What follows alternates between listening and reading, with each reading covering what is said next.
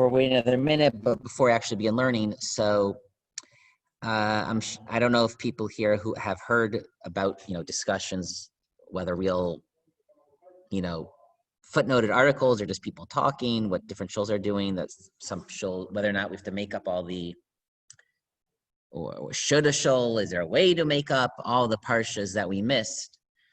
Anyone remember offhand what was the last parsha we read? I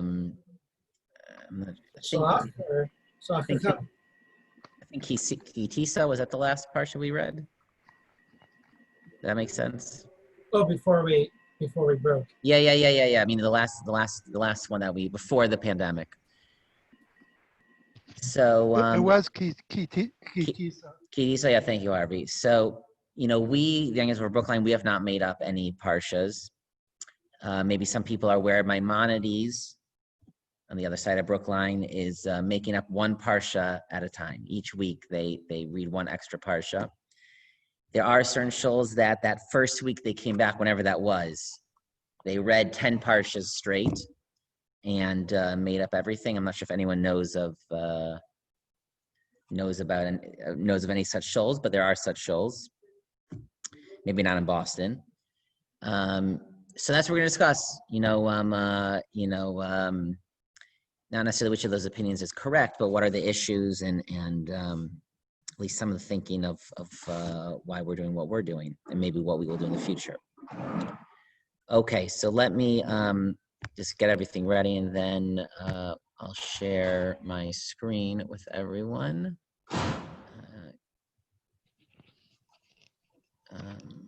Rabbi, the link yes. to the admission of Torah wasn't on the Sunday email. Oh, it wasn't even on the Sunday email. First of all, Harvey, I'm sorry for not responding to your email. And I didn't understand your email. It wasn't even on the Sunday email you're saying. Right. Yeah, that's a problem. Okay, we'll fix that for next week.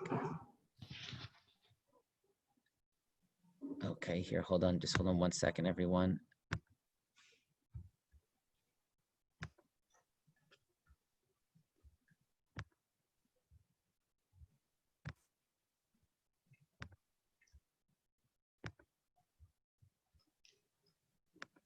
So the title in the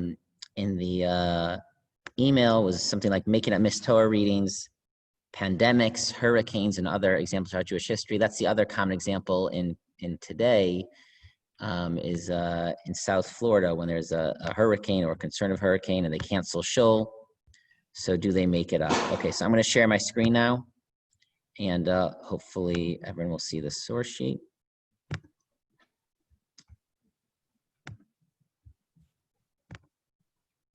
Okay, everyone see this? Great, okay. So let's just begin. We're gonna sort of start with the Shulchan Aruch and then work our way earlier. The Shulchan Aruch says as follows. Makom shemafsikin b'Shabbos b'Shacharis, where you end off, this is on a regular week, where you end off laning, Sham Koren b'Mincha. So from that point going forward is where you'll read Shabbos Mincha, the beginning of the next week's Parsha. Ubesheni v'chamishin on Monday and Thursday. Ubeshabbos haba, and similarly where you will start the next Shabbos. All right, that's pretty straightforward. Haggah, the Rama adds, Im bitlu Shabbos achas, kriyas haparsha betzibor. If for some reason we miss Torah reading, you can't do Torah reading, there's no kosher sefer Torah, there's some reason you can't go to shul, whatever the reason is, we're going to see different possibilities. If you miss a Torah reading, a communal Torah reading, we're not talking about an individual who misses it. The whole community doesn't have Torah reading. L'Shabbos haba, the next Shabbos, Koren oso parsha, im haparsha, hashayich oso Shabbos. The next week you read the parsha you missed with the parsha you should be reading that proper week. End quote, period of the Shulchan Aruch. So the Shulchan Aruch seems to say, the Rama, Moshe Israelis, that if the community misses a week, you are supposed to make it up the next week. There you have it. Sounds a little bit straightforward, at least at first. Any questions or comments based on this quote from the Shulchan Aruch?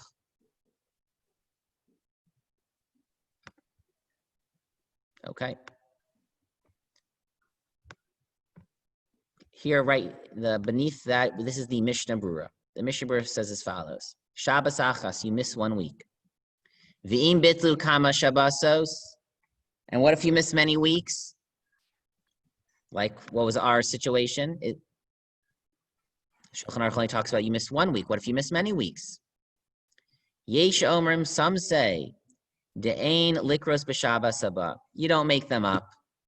You make up 1 week, but if you've missed multiple weeks, you don't make up multiple weeks. Ki'im hasidra ha'acharona hasmich l'lazu. You only make up the last, most recent week that was missed. V'yesh omrim, and others say, that sarech lahashlim b'tzibor kol hasidros shebitlu. And others say that no, you have to make up all of them. You missed 2 weeks, you missed 3 weeks, you missed 10 weeks, which I think is something like we missed. You need to make up all 10 of them.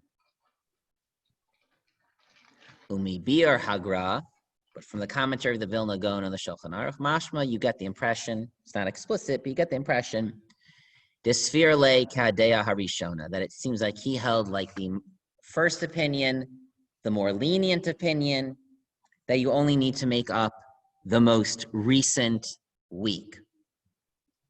So the Mishnah Berurah is not clear how he passes on this question of when you have to make up many weeks, but he does seem to be leaning towards the lenient opinion that you only need to make up 1 week. Okay, we have not really explained anything. We have not shown what are the sources for any of this, but I just want to show what would happen if you just open up the Shulchan Aruch and read the Mishnah Berurah. This is what it would say. And in normal times, presumably this is what we would follow. The Shulchan Aruch says, if you miss a week, you need to make it up. The Mishnah Berurah quotes 2 opinions. What if it's multiple weeks? Some say even multiple weeks, you have to make it up. And others say that no, if it's multiple weeks, you only make up the most recent week. Okay, any questions or comments? Right now, does it seem like the youngest of Brookline is following the correct halacha?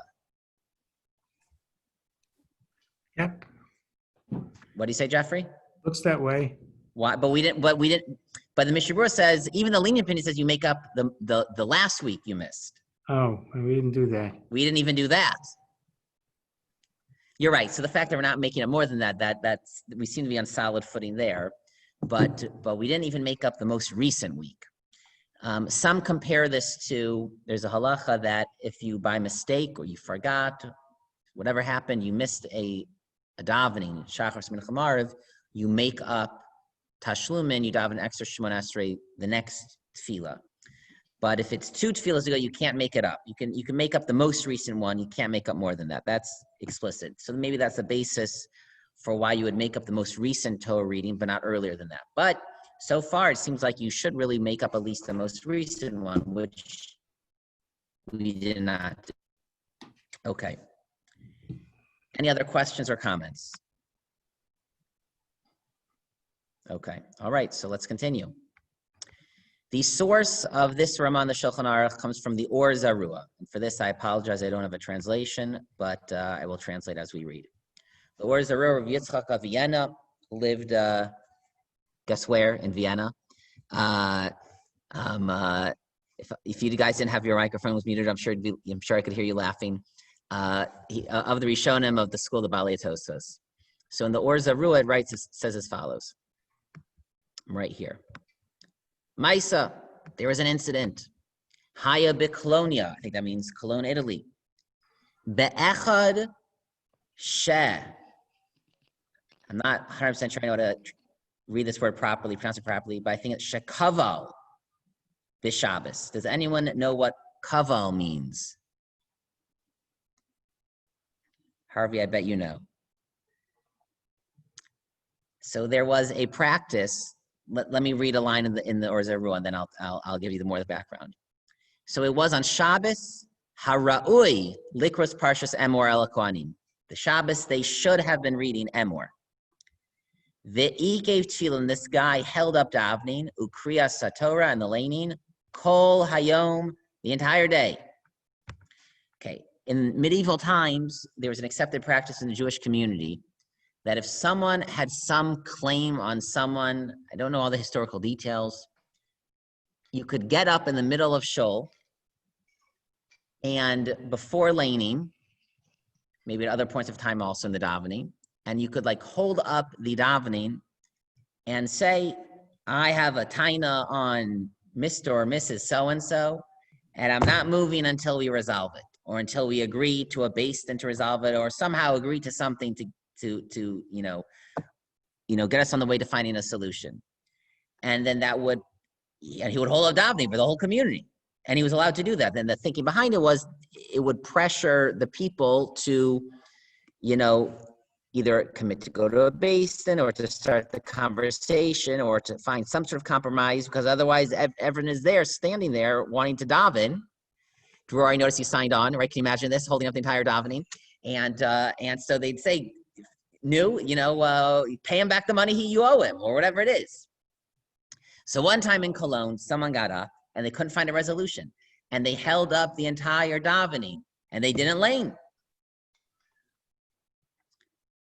Ukeshehigia Shabbos haba, and so the next Shabbos, Siva harav Eliezer bar Rav Shimon Zatzal, lahaschil beparshas emor el hakohanim v'likrosa v'gam bahar Sinai, harui lahakros ba'osa Shabbos. So they made it up the next week. They read Emor and Bahar. Ushelo ledaleg parsha achas min haTorah. So they would not skip any parsha. Ve'ein lachalomar, and you should not say kevan sha'avar zman kriyasa. Since we've missed the week, we missed Emor. Halchala osa parsha, we've missed, it's gone. Ufiki ein keva b'parshos likros parsha zu b'shabbos zu. It's not necessarily so that each parsha has a specifically assigned Shabbos that it must be read on that Shabbos. V'zu b'Shabbos zu. El kikei nisru parshos. It's just that we're supposed to go in order. There's an order of the Torah. So we do one portion a week. But if for some reason you couldn't read 1 week, so the next week you can pick up where you left off 2 weeks ago and read 2 parshas to make up. Ve'ein lomar shein likros mishum Torah tzibur, we call tir chadid tzibura. And you don't say that maybe we shouldn't make it up because of tir chadid tzibura. I won't read the rest because he says it's only one more parsha.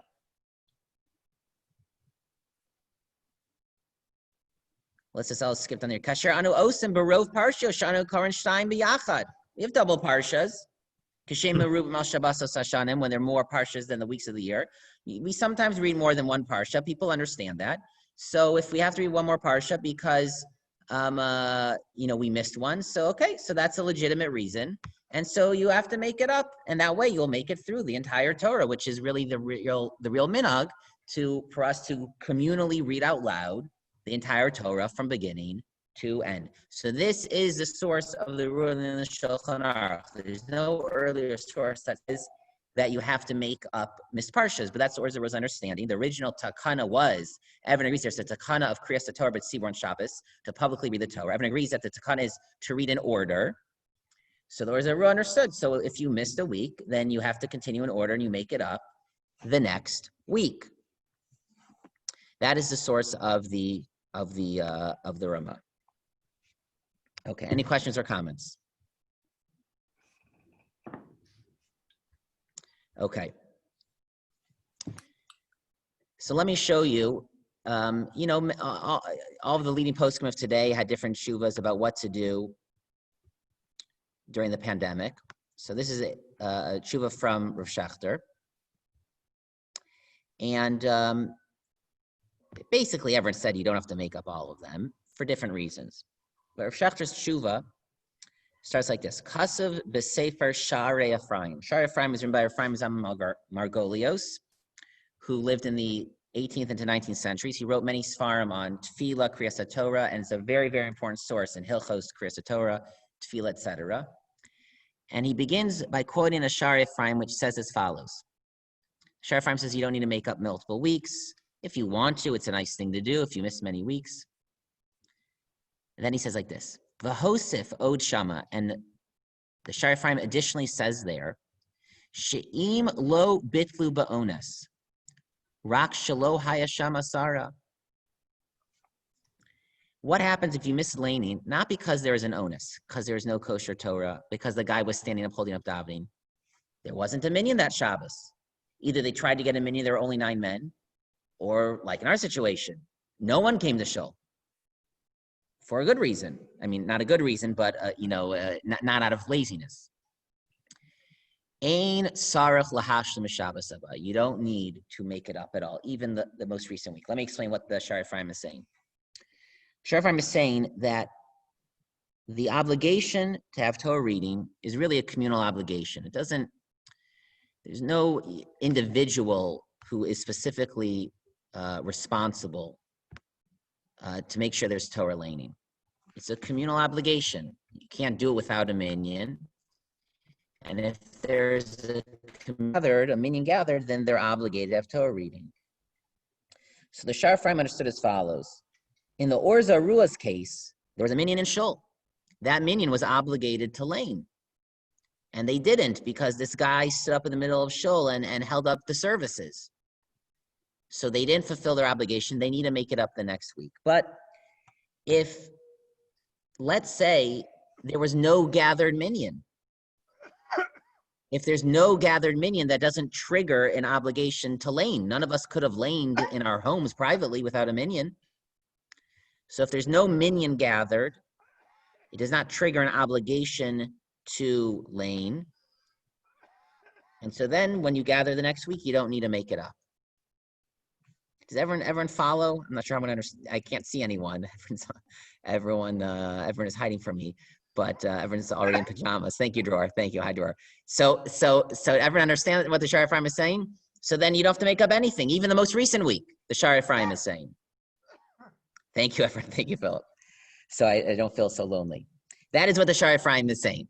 And so, that's part of the reason why Rav Shefter says you don't need to make up, laning. Again, if you want to, he talks about how you can. It's very interesting. We'll see if we get there.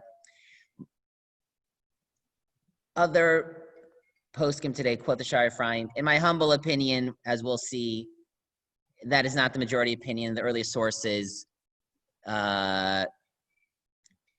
contradict the Shari Ephraim. And I don't think the Shari Ephraim had the earliest sources. And to me, it's quite clear that from the earliest sources that if you do need to make up a laning, even if no one gathers, still we have something called the Young Israel of Brookline community. We are a community, we are at Tzibor, even when we are not in the room. And we have an obligation as a community, however much that applies to each particular person, but as a community to make sure we have laning every Shabbos. And if we can't for a legitimate reason, because it's not safe, whatever it is, okay, but that's not a reason to say that you don't need to make it up at a later week. Let me prove that to you now. Okay, to our next source. This is I think the next earliest source for Yaakov Weil, a very historically important Ashkenazi posek. The Beis Yosef quotes him a great deal. It's not a book, though, that is really studied on its own today. The Marie Weil says as follows. I don't know, this is some town in Europe. If anyone knows how to pronounce it, let me know. Airport. Hayu hakahal becherem shel hagalachos. That means the priests, right? The Christian priests. The community was under ban from the Christian authorities. B'Shabbos Parshas Naso. Shelo Karu Hasidra. I don't know. For some reason, they said no synagogue this week. Jews are not allowed to go to their synagogue. So they couldn't lane. Ubishabis Parshas Bahaloscha. So the next week, the Marie Weil says, Tzivesi Likros Naso Ubahaloscha. I told them you have to make it up. V'chein yesh biyadi tshuva eich she'ira ma'isa b'Cologne. I have in my hand a response, which is what we talked about earlier, of a similar incident in Cologne several hundred years earlier. We don't have to read anymore. So again, here at least you just see clearly that, again, this was our situation for a different reason. There was no assembly at all in the shul, but you have to make it up. You have to make it up. Okay. The next very early source, sorry about that. The next earliest source, or next very important early source, comes from the Maharam Mintz, from Moshe of Mintz, who was a student of the Marivail that we just quoted. He has a bit of a longer story. Here we go. Ma shesha'alta, what that you have asked me, regarding what you've asked me. Al Maisa she'ira be Kilas Kodesh, I think that means worms, or the city in Germany. Shabbos Parsha Sachodesh, Shehi Vayak al Pekudei. It was Vayak al Pekudei Parsha Sachodesh, Mechubarim, Likros Yachad. V'nikru Shisha Gavri Kadina. They got through the first 6 aliyahs properly. Ugeshaha Chazan, Chazan again means Gabai here. Kore Hashavi'i Lahashlim Hasefer. They were getting ready to call up the Shavi'i. Nafal Tagjne Gavra. That means two men got into a fight. Ad Shah Sefer Torah Munach Betela. The Sefer Torah was sitting there. Oh, sorry, what did I just do? The Sefer Torah was sitting there, and these two people are arguing publicly in shul. V'nimshach zeh keneged beis shows. It was going for 2 hours. I don't know. Shul seemed to be a lot more exciting back then. Shelo yachlu lahashvosan. They couldn't calm them down. Eza mehem likros l'shvi l'shima sefer. Sounds like maybe they're arguing. It sounds like they are arguing who is going to get chazak. Ad until it reached the point. Shehalchu kimat kol hakahal chutza beis hakneses. Most people got up and left. V'lachu imahem sefer Torah mitoch Aron HaKodesh. They went and took out another Torah. V'halchu lebeis hakneses shel bachurim. Now, I don't know what that means exactly either. It's like the teen minyan. They went to this other place where the bachurim would daven. Shekorin, I'm not sure it's a German word or some word, sumars, whatever that is. Visham karu shvi, and they went and they had a breakaway minyan, and they lay in shvi in the side room. V'hishlimu hasira kitikunam, and they finished the laning. V'lo nishar bebeis hakneses shel ir, and in the main shul of the city, the main sanctuary, rak dalid o heyanashim osam bale machlokas v'tzirufa. There was just 4 or 5 people who were involved in this machlokas. Va'ata, and now. Atem mechulakam eich likros b'Shabbos achar kach. And now there's another fight in the city. What to do the next Shabbos? Okay, did they properly fulfill the laning, and so they don't need to make anything up, or no? If they go and lane in a different room, it doesn't count, and therefore they do need to make it up. So he gives many reasons why he thinks they don't need to make it up. They did do the laning. It doesn't matter if it was with a different Torah. It doesn't matter if it was within a different room. That was good enough. But then he says, "Venirli de'ein likros b'Shabbos haba vayakal pekudei." I don't think you need to lane vayakal pekudei again. Let's remember, the first week was vayakal pekudei, and now the next week is vayikra. You don't need to read vayakal pekudei again. Rak maschol sidra de shavua shu vayikra. Just read vayikra. Mikamatam for many reasons. Hine, Amina, I say, afilu imlo simu hasefer bebeis hamedrash. So even if they wouldn't have finished off the 7th aliyah in the side room, and even if they for sure did not fulfill their obligation the previous week, nevertheless, ein shayach likros b'Shabbos haba gimel sidros. You can't read 3 parshas in 1 week. Vayakal pekudei im vayikra. Rakim bitel haShabbos echad hatamin. If you missed 1 week, Az yikru b'Shabbos haba shnei sidros. So then there are earlier sources say you make it up. Avalo kasavim bitel gimel daled. It doesn't say anywhere where if you miss 3 or 4 weeks or 3 or 4 parshas.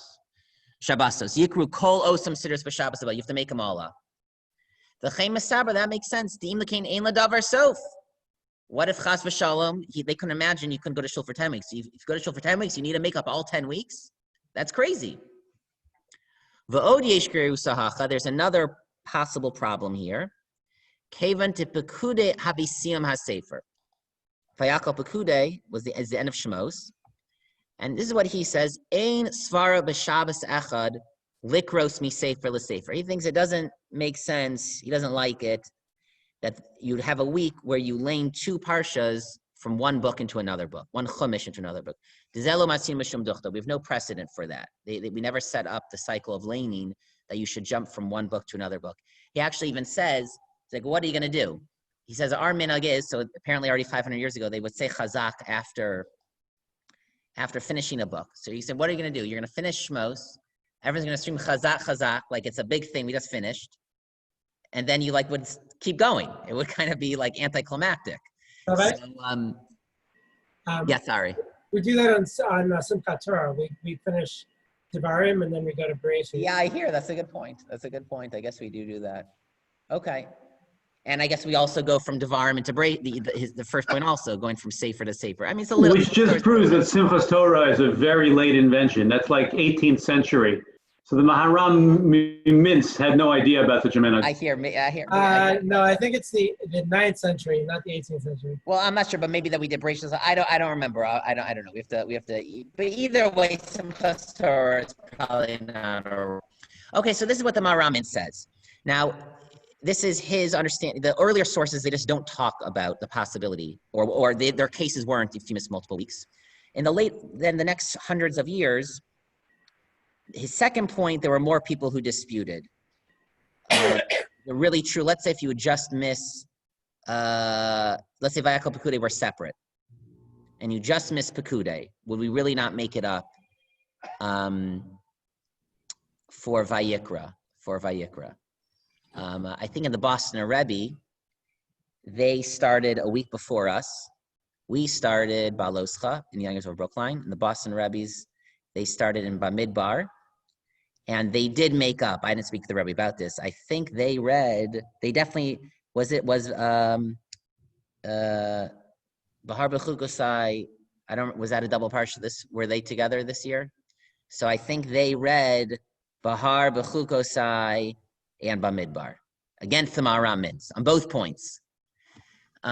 So there are many Achronim who don't like the second one. They think you could make up across books. Whether you can make up multiple weeks, that's what we saw in the Mishnah Brura, that some even argued with the Maharam Mintz on that maybe you should make up 3 weeks. I don't know if they would go forever, 4, 5, 6, 7.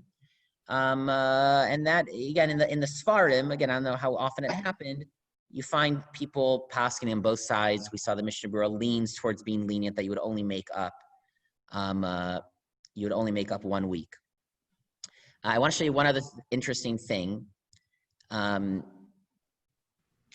Since we have some time, there's some people who wrote, I learned the sugya, but there's some people who really did some interesting research on some of these things. So there's a sefer called Lashon Chachamim. Everyone can see that?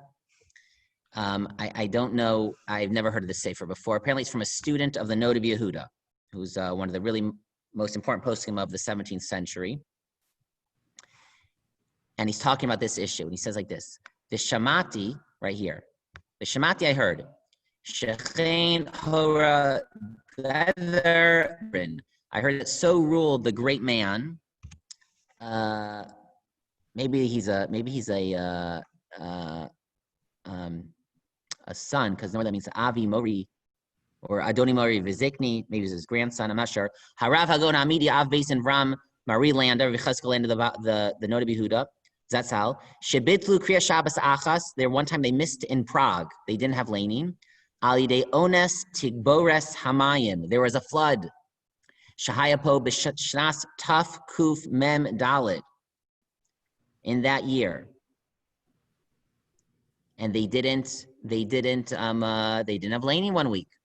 And so this person, who did this wonderful article about this, he said this is like a known great European flood. And I'll show you on my screen.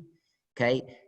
The European floods during the winter of 1783, 1784, that's whatever that same Hebrew year, you can do the math. And scenarios of an extreme event during the Little Ice Age. And you can see here, there's something about there was a huge amount of snow, and then the ice broke through, and an unusually large accumulation of snow and river ice infecting catchments across France and Central Europe, throughout the Danube. I think the Prague's on the Danube, is that right? I'm not sure. Anyways, and there was some incredible flooding apparently throughout like all of Europe that winter. So in Prague, they didn't have shul one week. So the Noda B'Yehuda said, make it up. Now, this is, again, another example where you see, even though no one gathered at all, Rabbi Yehuda felt you're still supposed to make it up.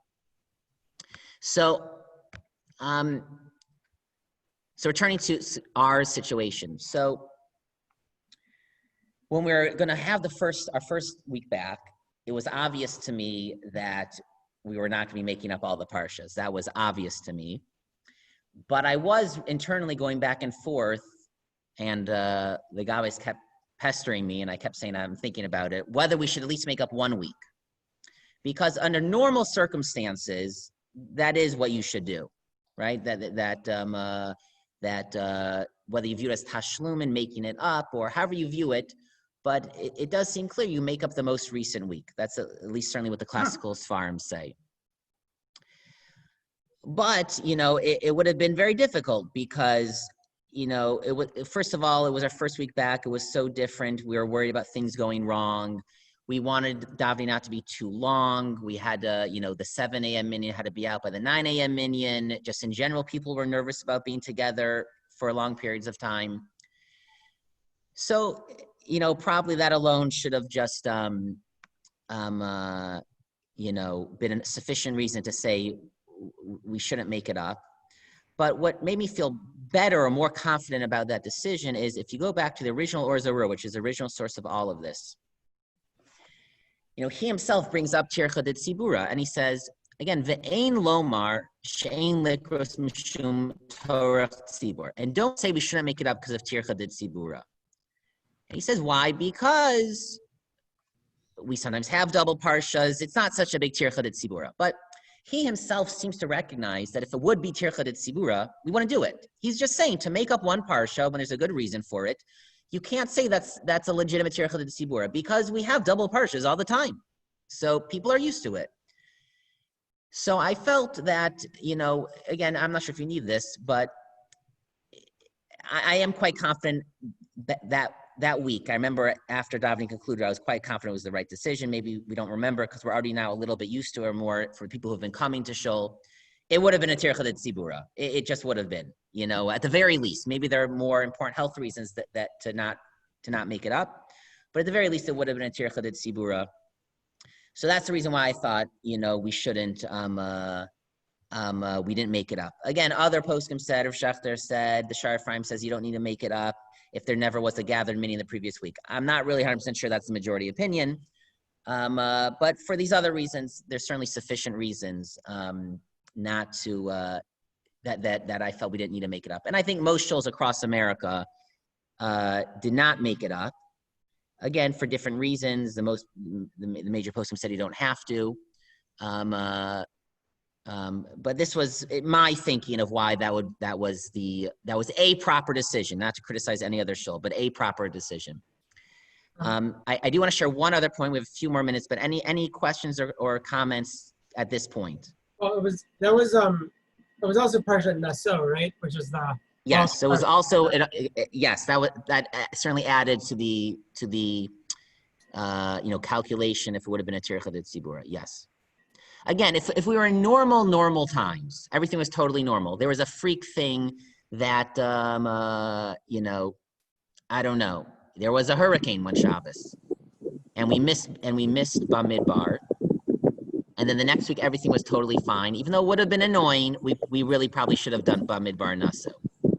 But there were all these other factors, and in this situation.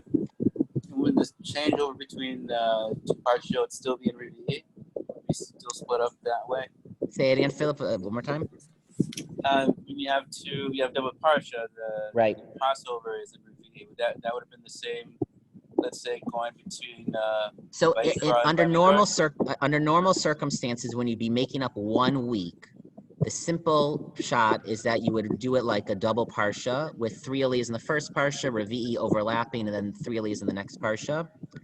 However, when it's not clear that you need to make it up and you want to be strict and still make it up, which under certain circumstances is a praiseworthy thing, then it's more complicated, because then if you're not really obligated to make it up, then that reading can't be part of the 7 aliyahs that are an obligation of that week.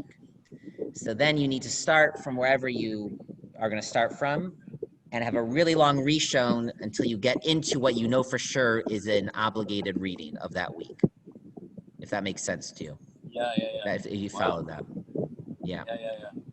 Someone showed me an email of a show that did that they laned 8 or 9 parshas in their reshon the first week they came back. I think I heard a phone call with Rabbi Schachter? Doctor, yeah, and I think he said that you would do them as maftir. Yeah, so that I want to show you that is so Rav Schachter had an incredibly mechudash, an incredibly innovative psak here. So again, his psak was, this is the Hebrew, and if anyone wants to find these, they're on torahweb.org. He has about, 30 to 40 psakim that Rav Schachter officially published, besides just tons of random questions. There's Hebrew and there's sort of an English summary. In this case, I don't really think English summary is such a perfectly accurate summary. But he says you don't need to make it up. He says if a shul wants to, they can. And he gives different options of how you can make it up. So his biggest chiddush is that, let me see if I can find it in the, maybe see if we can see in the English for this point, it'll be easier.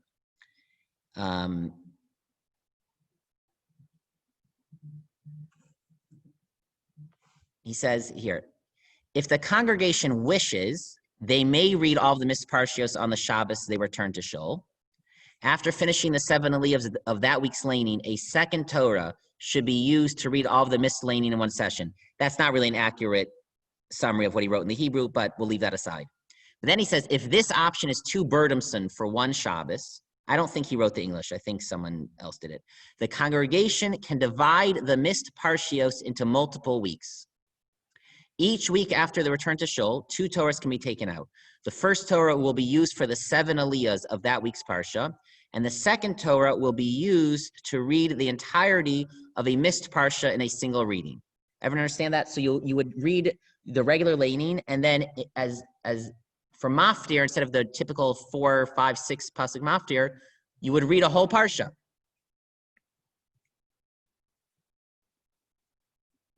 So, and that's what they're doing in Maimonides, by the way.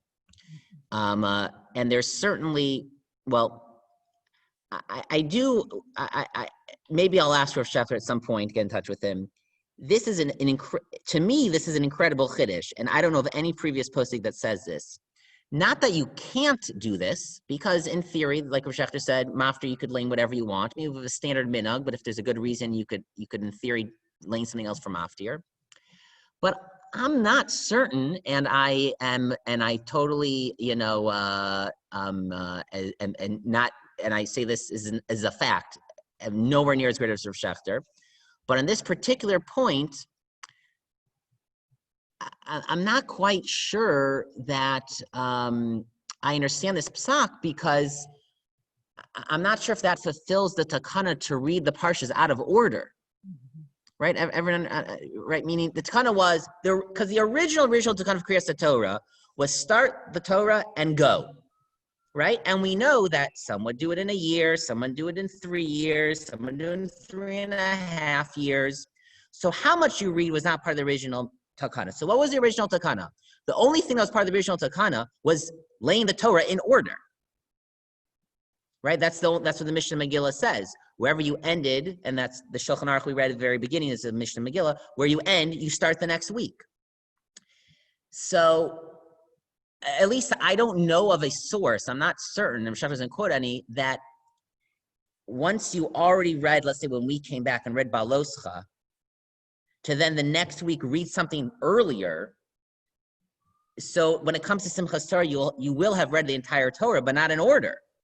I'm not sure that fulfills the takana. So that's just my question about this. I leave that as a question. And if I at some point I discuss this with him or others, maybe Ari, you have a comment or a source for this. But well, I was going to point out, it's a little ironic. The only thing that I'm familiar with, the only place that does that is some conservative synagogues. Right. Do that when they do a triennial cycle. They'll read the first third of the parsha and then they'll skip to the first third of the correct. Yeah. Again, what Rav Schachter is suggesting, there's no problem. There's not going to be anything that's usher, again, because he's saying do this as the maftir. but I'm just not sure. I don't know. I don't know of a source of that fulfills the takana. Then he has a chiddush on top of a chiddush. This is so Rav Shechter, by the way, if you don't know his style, meaning just like this is what he thinks, and to him it's obvious. And on this point, he probably is right. He says as follows: let's say this is what Maimonides is doing. So, so let's say this week they'll read Korach, and for Maftir they're reading whatever parsha they're up to, Vayikra. I don't know what it is. So Rav Shechter says when the make-up parsha has been completed, right? The Haftorah should be read from the make-up parsha, because the custom is to read the Haftorah based on the last of the Maftir. And Rav Shechter in the phone, there's a phone call with it wasn't exclusively for rabbis, but Ari snuck in. Rav Shechter even said this. I'm not sure if someone prompted him with a question. It was in the very beginning when maybe we weren't sure how long this was going to be for, and people felt very guilty for bar mitzvah boys, and we still feel very bad for bar mitzvah boys. But it was worse when we thought it was just going to be, we didn't realize a whole year's worth of boys wouldn't be able to read their parsha. It's still horrible, obviously, but so he said, so a bar mitzvah boy can make up can do his bar mitzvah months later, lane, and even say the Haftorah that he prepared, which is a wonderful thing. It is that in itself, it's good, nice to do it just for that. Rav Shechter even said, if a shul wants to do it for a bar mitzvah boy, even if you don't want to make up all the parshas, just whenever you come back, when it's a good time, let the bar mitzvah boy for a maftir read his parsha or part of the parsha and do his Haftorah. So very interesting. So that's what he said. Presumably you wouldn't do that on a Shabbat with a special parsha, right? Probably, if there's a reason why we want a special maftir after we want to do that. Yeah, I think that's correct.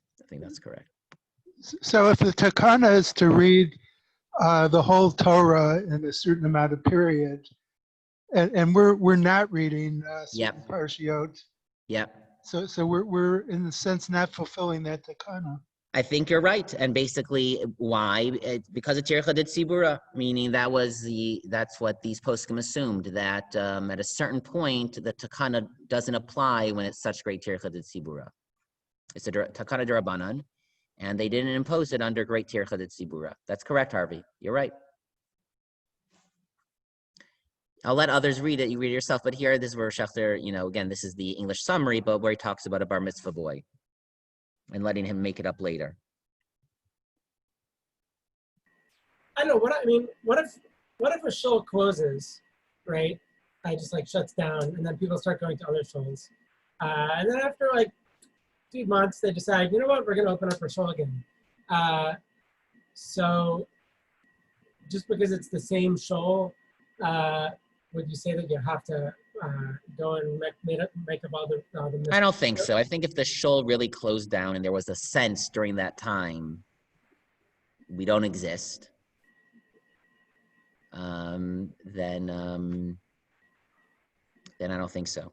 Rabbi Jaffe told me, I don't know if he meant it somewhat serious, somewhat joking, because the poskim do talk about at least one minyan in the community should make sure they read all the laning. So he said, any shul who's not going to make up the laning, who would like the Maimonides Kehila to be their shliach for all of the laning, we're happy to do that. So if people are upset that we're not going to make up all the laning at the University of Brookline, Maimonides Kehila was our shliach. Now, I heard another suggestion from someone, maybe make it all up on Simchas Torah instead of rereading V'zos HaBracha, have different minyanim read different parshas for their aliyahs. It's actually a nice idea. I actually think it's kind of a nice idea. I'm just not sure halachically if it really fulfills anything, because again, I'm not sure once you're not doing it in order, there's any, you're fulfilling the takana.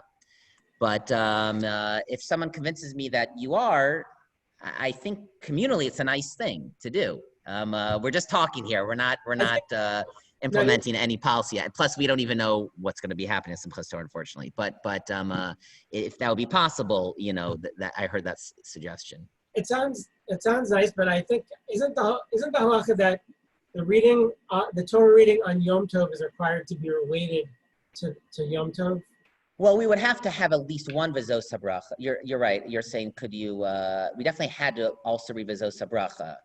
The question is on the repetitive readings, could we make it up?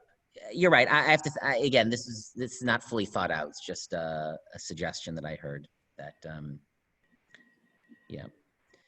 Okay, so these are some of the issues. And again, very briefly, under normal circumstances, everyone would agree if you just missed 1 week, you should make it up. And there were always examples of this. You know, shoals in Florida that there was a hurricane, there was a flood in Prague, whatever it is, you know, the Christian authorities closed the shul for a week and people would always make up more than 1 week.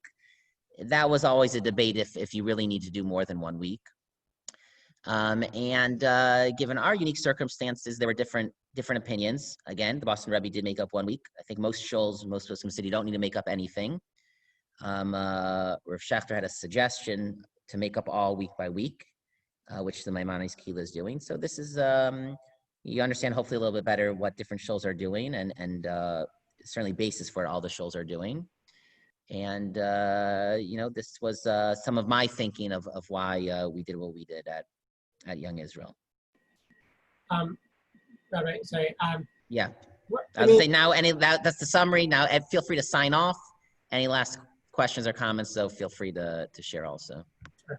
I mean, weren't there a lot of, in the 19th century, don't we know that there were certainly situations in which shuls were closed for several weeks because of plague? Like the, what is it, cholera. I think 1848, it was a cholera epidemic. No, I can look. I'm not sure. I can send you an article. Someone sent me an article, not like a published article, some like a paper that someone wrote that had just tons of examples through Poskim of different examples of this being discussed. I don't actually remember that being one of the examples, but I maybe it is in there somewhere. Okay. I'm not sure. You're right. I agree. You would think that there were, but I'm not sure. Yeah. Okay. All right. Have a good night, everyone, and good Shabbos. If I don't see you over Shabbos or speak to you. Thank you. Good Shabbos. Yep. Good Shabbos, everyone. Shabbat shalom.